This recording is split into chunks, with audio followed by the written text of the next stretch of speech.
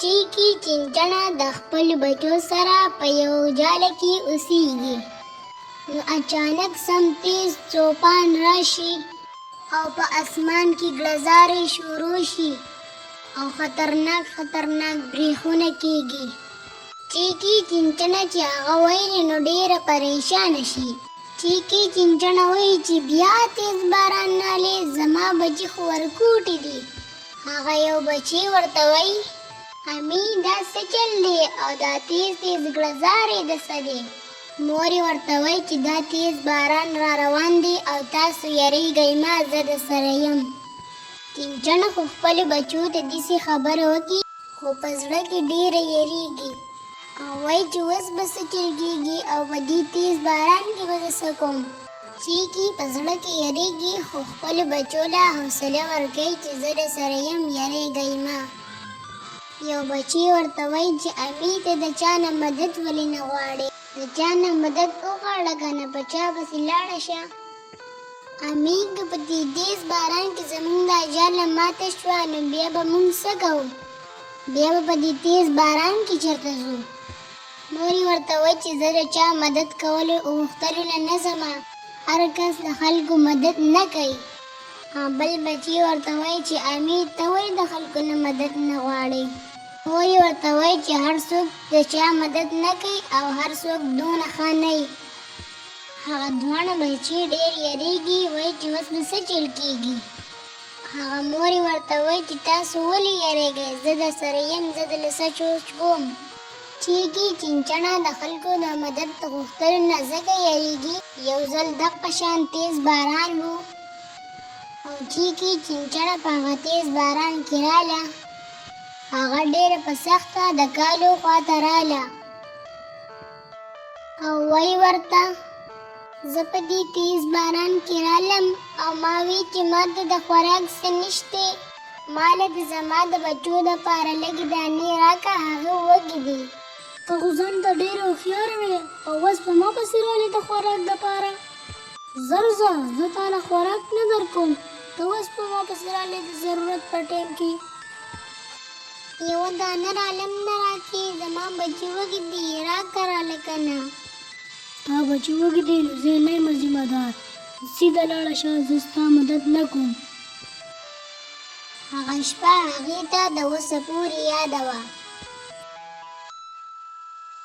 اچانک باران تیز شي او د هغې جالې غورځېدو ته خطره شي او چیکی چوړیا ډېره یریږي او وایي چې اوس څه وکړم.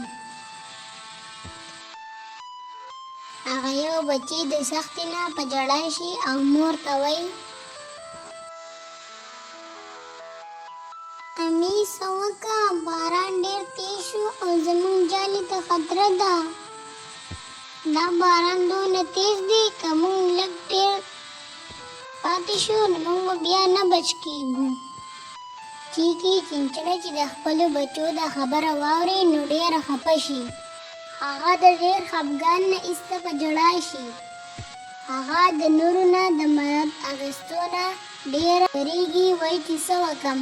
چې د خپلو بچو دا حالت ویني نو اچانک ورته د میټو طوطا خیال راشي او د هغه نه د مدد اخیستلو فیصله وکړي او روانه شي پسې. د هغې څه یقین نه وي چې هغه به مدد کوي او یا نه، ځکه چې په بله شپه هغه ډېره خفه شوي. بیا هغه د میټو طوطا کر راورسي.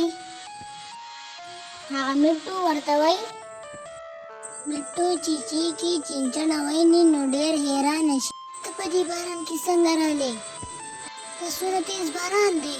زما سره لاړه شي، زما کچ کچ بچي دي او زما جالې ته د خطره ده د لوېدو. ته ما ته وسوې، ته ما ته وختي ولې نه وې؟ تا څه چلو چې دا ما ته نه وې؟ زه یېرېدم ما وی ته به ما ته د کالو په شانې ورانه خبرې وکړې او زما مدد به نه کړې. زه د دې نه یېرېدم. تا دونه غټه غلطي وکړه. هر څوک خو د کالو په شانتې نه وي، کالو خو ډېر بېتمیزه دی.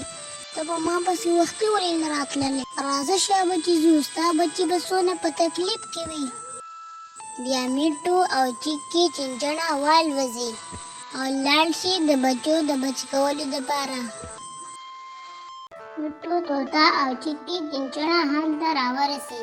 मिट्टू तोता ورته وایي چې مدن غوښتل څه د شرم خبره نه ده، بیا داسې مه کوه. چې هغه د چیکي چنچڼې جالې خواته راورسي نو جاله هلته کینئ. الله زما جاله! چینکو پینکو څه شوئ؟ ستاسو مور دلته ده. زه څونه خرابه مور یم، ما خپل بچی یوازې پرېښوده. زما بچی به چېرته یې؟ ته غم مه کوه، دلته به یې، موږ به یې اوس وګورو، پیدا به شي. چیکي چنچڼې سم ژاړي، وایي چې زما بچي څه شوه. मिट्टू तोता ورته وایي چې ته مه ژاړه، ستا بچي به دلته چېرته یي، ته ولې ژاړې؟ موږ به یې اوس وګورو، پیدا به شي. دواړه د چیکي چنچڼې بچي ډېر وګوري خو هغه چېرته نه یي. هغه دواړه چې خبرې کوي نو اچانک د मिट्टू तोता په نظر یوه جاله ورشي چې په خوړ کې په اوبو کې روانه او پرته یي. मिट्टू तोता ورته وایي چې ته ورېږه، زه دا جاله څارمه چې بچي پکې ستا شتي او که نه. بیا मिट्टू तोता پاسي او د جالې خواته روان شي.